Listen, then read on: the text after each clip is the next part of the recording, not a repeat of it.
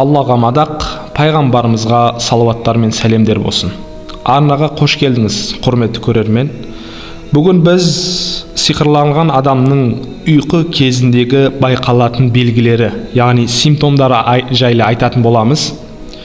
Видеоны өткізбей мұқият соңына дейін тыңдаңыздар. Өткен аталған белгілердің 3-4-еуі сізде болатын болса, онда сізде сиқыр бар деген сөз. Біріншісі, ұзақ уақыт бойы ұйықтай алмауы. Түнімен ұйықтай алмағандықтан күні бойы мазасы болмай жүру.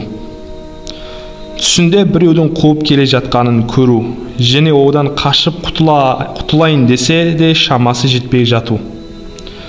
Қорқынышты түстер көре беру.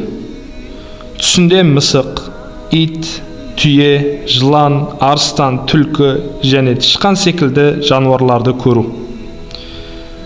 Ұйықтағанда тістерін шықырлату.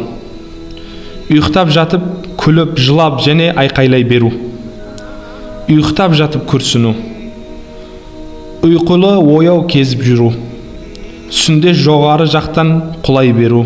Түсінде өзінің айдалада, қабірдің, қоқыстардың жанында жүргенін көру. Түсінде өзін біреудің ұрып, қолдарын байлап тастағанын көру. Түсінде шіркеулер мен крест белгілерін көру. Әйел адам түсінде күйеуінің басқа бір әйелмен жатқанын көру. Түсінде тым ұзын немесе тым қысқа немесе қап-қара адамдарды көру. Түсінде елестер көру. Түсінде өзінің суда немесе қанда жүріп бара жатқанын көру. Әйел адам түсінде өзінің үйленіп жатқанын көру.